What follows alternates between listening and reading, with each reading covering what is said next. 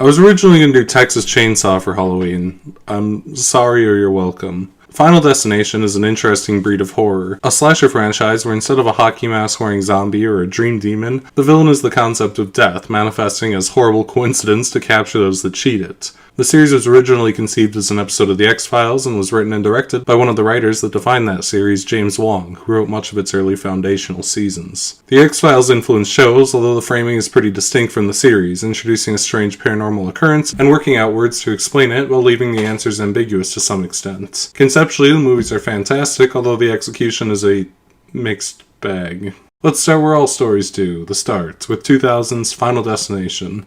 On a plane immediately before takeoff to France for a school trip. That's a really classy school trip. My school trips were to nowhere. High schooler Alex has a premonition of the plane exploding. In a panic, he and several of his friends are thrown off Flight 180, mere moments before it explodes. While the group initially sees their fate as having been averted, they quickly learn that death isn't so easily cheated. Having said that, the movie is fun, simple as. One of the brief highlights of the movie is Tony Todd, the man who played Candyman in that series, who plays a coroner with an extensive insight into Death's plan, who may or may not be Death himself. A relatively minor character that serves to ominously lay out the movie in a way that sets the stakes, and is so impressively imposing that despite his brief appearance, he leaves more of an impact than any of the main characters in this franchise. Beyond that, the movie succeeds on elaborate setups and payoffs. Consider how much leeway you have not having a physical villain to make wacky, ridiculous, and entertaining scenes all based on elaborate Rube Goldbergs of bad luck. The possibilities are basically endless. Consider the first death. One of the survivors, who would have been the first to die, has an unfortunate series of missteps, surviving cutting himself with a razor, a fake out with getting electrocuted by a radio, and slips on leaking toilet soap into the shower, hanging himself on an extendable shower head because the floor of the bathtub is too slippery after having fallen into it. The movie builds anticipation to what is frankly a fucking riotous scene by stacking layers of red herrings that ends in a comical series of circumstance. It doesn't scare me, but I'd be a damn liar if I said it didn't entertain me. The survivors quickly realize that Death is a very orderly man, wiping out the survivors in the order they would have died. An interesting concept taken to the next level with the revelation that cheating Death progresses the list to the next stop, setting into motion a race against time for the main characters to save the next target, while also bracing for their fate, a great dynamic to keep the mystery on its toes. The movie also has a somewhat unique dynamic from the others, as the police reasonably don't take the premonition seriously and assume through a series of hilarious misunderstandings that Alex is killing his friends. It feels like a concept left over from the original X-Files spec script more than anything, as the cops are fairly secondary to the story and just serve to question the narrative that the movie fairly clearly establishes as true. As it goes, I think the kills, and let's be real, that's what we're here for, are fun but a little underplayed. They're relatively simple, things like a girl trying to get a towel to put out a fire and dropping a knife on herself, and the aforementioned shower strangling, if made a bit less gory, could have been done on television. The red herrings and general over-the-top nature still make them exciting, but compared to what's to come, they feel very quaint. I really like the ending of the movie too, as a few of the survivors cheat Death all the way through, which restarts the cycle. Alex is saved from a swinging hotel sign by his friend, cheating Death again, moving the cycle ahead as it swings back to kill his friend. It's genuinely funny, and it's a good way to literally smash cut to the credits. Final Destination is alright. It feels like an X-Files episode in a good way, goofy, a little bit self-aware, but still having some engaging tension. It was ahead of its time a bit on the over-the-top gore and situations, and has aged fairly well as we've gotten deeper into movies like it that came later. It's got some negatives, the acting couldn't be more meh, and it's occasionally shot like a TV show, that is to say, often very flatly. It's a fun horror romp, but it shows that it's the first, given it's fairly basic, and if you're looking for over-the-top fun, this one might not be your speed. Not to say it's smart, just that it's a bit slower than the others. Tomorrow marks the one-year anniversary since Valais Air Flight 180 exploded and crashed shortly after takeoff from JFK Airport. It's a disaster that's affected many, none more so than Mount Abraham High School, which lost 40 students and 4 faculty members in the crash. But it was the events after the crash that turned this tragic story into something even stranger. The survivors who managed to get off the plane before it crashed died soon thereafter in a series of mysterious and bizarre accidents.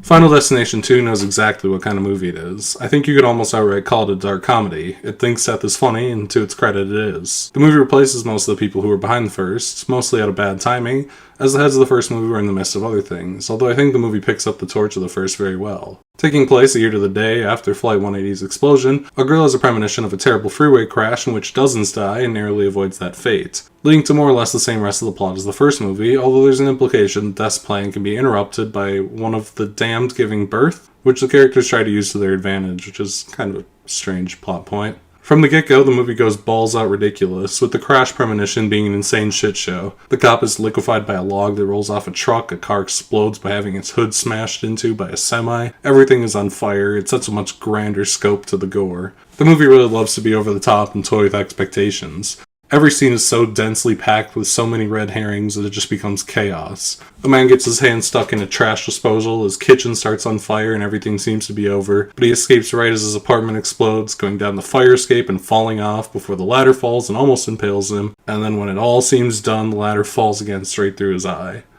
The horror scenes are so manic and over the top that you can never expect quite when or where things are going to hit their peak, and it makes them very funny, but I think that's also kind of the point. Even more incredible is the scene consisting of nothing but red herrings, dragging out for minutes on end for nothing to happen. Then as soon as everything seems to be done, wham. Funniest shit you'll ever see. I do think the back half suffers a bit. The baby delivery plotline and keeping the mother to be safe could be amusing if there was more shenanigans, but the movie slows down pretty harshly. There's still some gore and a few interesting moments, like one of the survivors having all 6 bullets in his revolver fail upon trying to commit suicide because it's not his time, but it's such a night and day contrast from the utter insanity of the front half. I do think as a whole, too, is substantially more fun than the first one, but it's a substantially less consistent movie, too. If I had to pick one, it'd be this one. In a lot of ways, I think it's better shot, especially on the action side, which tracks as its director was a second unit action guy, but the movie isn't as good as the original in a lot of other aspects. The story and pacing are a mess, and it feels like it's nothing more than a rehash in a lot of ways, the storyline anyway. Someone pretentious could talk about themes of fate and the futility of running from death in the first movie, but the second movie kind of drops the ball on that idea with the contrived childbirth plot, giving some sort of real solution to the issue, even if it ends up falling through in the longest con red herring the movie pulls off. It's a good bit of fun, but I don't blame anyone for tuning out in the second half. I think that's all I have to say.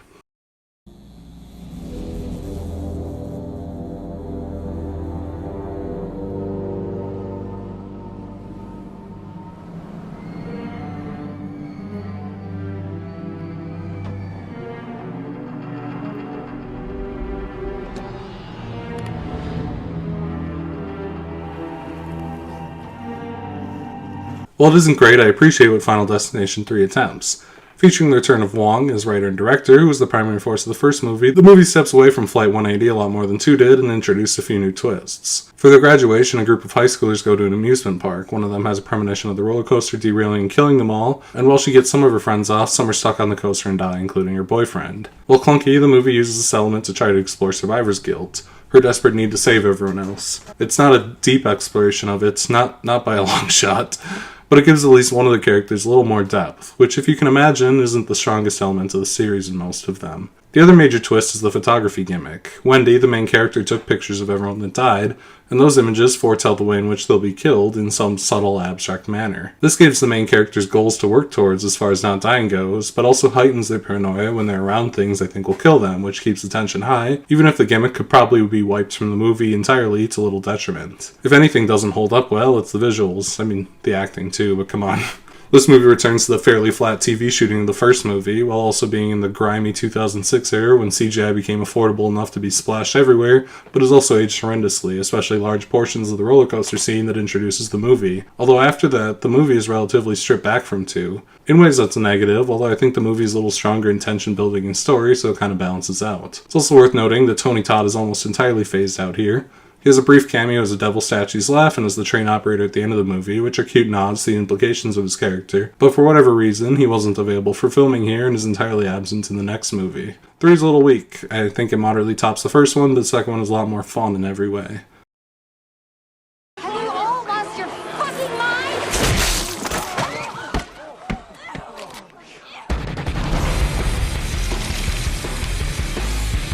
The Final Destination. We already had The Final Destination. This ain't even the last one.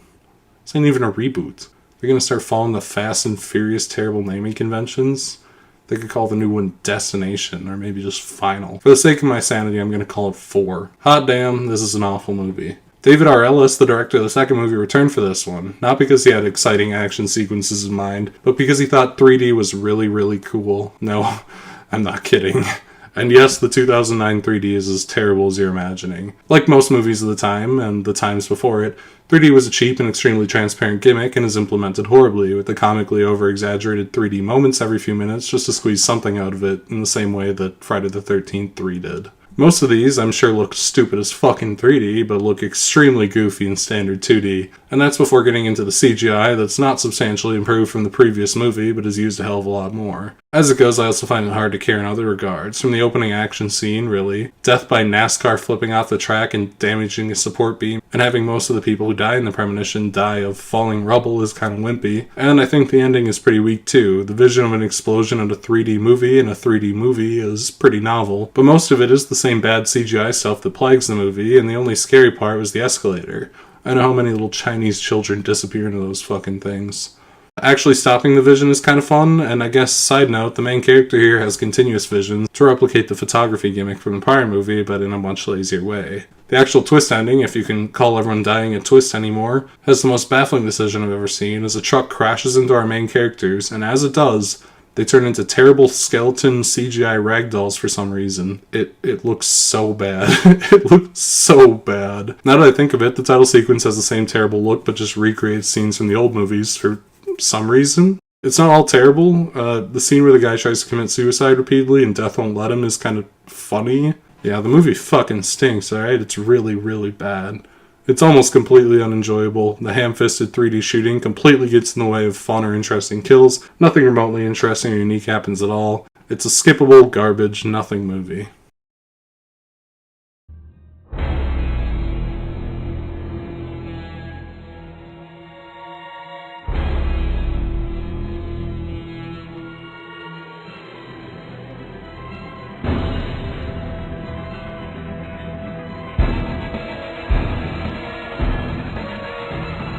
Of all the movies, 5 is the one that most motivated me to make this video. Honestly, throughout writing this, 2 to 5 are kinda hard to talk about, to the point I briefly considered skimming them even more than I already did. Final Destination 5 is good. Relative to the series, it's great. Real creative and different in a lot of ways that make it a genuinely enjoyable movie. This movie was directed by a newcomer to the series, Stephen Quayle, who's most notably James Cameron's second unit director on Titanic and Avatar. He's got an eye for action. This movie also arguably looks the best of the 3. The first 3 are pretty network television, and the 4th is loaded with terrible CGI. This movie has a few 2011 jank CGI shots, but largely it's not terrible to look at, and the color grading, while a little gray, is certainly not on the level of Spiral or anything. Well, the initial setup of 5 is the same as the other movies. Vision, a bunch of people fall off a bridge. It's fun, but I think they kind of knew 2 was untoppable as far as opening death scenes go. And then the vision is averted. Even here, the movie puts a small spin on it as the main character is able to save his girlfriend, even in the vision, making her a spectator to the death going on around her. This also introduces something the series hasn't really had. Character conflict.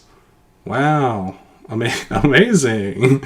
As the main character's friends are understandably a bit upset that the Vision version of himself let them die in a hypothetical different timeline, they're kind of assholes. This is further exasperated by Tony Todd returning as the Mortician, who is much less subtly pointed to as an avatar of death, and seemingly only for his amusement, turns the survivors against each other, informing them of death's loophole. Kill someone as a tribute and you get the lifespan you stole from them. This is quickly proven true as one of the survivors accidentally kills a coworker and dodges death, skipping on to the next guy. If anything is a little bit weak, it's the kills. The laser eye surgery thing is kind of fun, but it goes on too long, and the elaborate build-ups and ridiculous payoffs are pretty toned down even compared to like 3 and 4. The big ending is pretty different from most of these things, as one member of the friend group snaps and decides he's going to kill the main character's girlfriend to reclaim his life. For a minute, the movie becomes a regular slasher movie with a fun novel twist, and despite kind of going back on what made the series unique, I think it's pretty fun. The movie also has a great twist, really subtle, and a lot of fun for fans of the series. Throughout the movie, the protagonists have been talking about taking a job in Europe, and in the end, he and his girlfriend get on a plane. They see some guys get thrown off, and right before takeoff, we see the date on the ticket. The movie was a secret prequel set in 2000. The plane explodes and sets off the events of the first movie, with the landing gear of the plane crashing through the roof of the bar below and crushing the friend who killed his coworker, right as he learns of a tumor that would have killed the guy in a few days. Anyway, I love how subtle it is. The movie never makes it apparent what the time period is. The characters are all business people, so they dress pretty formally, not dating their fashion, and while the cars are a bit dated for 2011, so are most cars on the road. Nobody's pondering why middle-class people are driving a 10-year-old car, so it's really clever. And even the constant messages of a trip to Paris probably wash past you, as you'll likely assume it takes place in 2011 and is a sequel. It does bring up some questions. The friend kills a cop in the scene before being overpowered and killed by the protagonists, further transferring the life force to the protagonist. The fact that he goes on to die in the airplane is a coincidence? Yeah? The girlfriend lived in the vision, so she's just caught up in a second very unfortunate death trap? And despite getting the cop's life, the guy is too? Or the cop was going to die in a week in some unrelated way too, and this is just the unfortunate outcome of that? I don't know. The point is, it's fun. If you overthink it, it gets weird, but I like it as a conclusion to the series. And that's kind of the big thing with this movie. It's a fun way to end things. We come full circle at Tony Todd's death, we come full circle on the slasher thing, and the storyline comes full circle. It's a nice way to tie up the franchise. It's probably the legitimate best of the movies in writing and style, and it's just a fun movie. It's unfortunate that the parts that are great about it are tied directly to the rest of the series and having at least some knowledge of it. Although you could definitely get away with just watching the first two in this if you really wanted to skip the really stinky ones. As a series, I mean, what is there to say? Each movie is effectively the same as one another, with varying levels of quality, and save for, I think they're all decent fun. The concept is wacky, they're never really scary, but they all tread lightly on the shock gore horror of the time, while being pretty tongue-in-cheek about how they go about it. While nothing here is great or earth-shattering, it's a fun set of Halloween-time movies with wacky fun gore, some humor about itself, and a good conclusion if nothing else. Unlike this conclusion, I'm bad at conclusions, I'm sorry. Happy Halloween.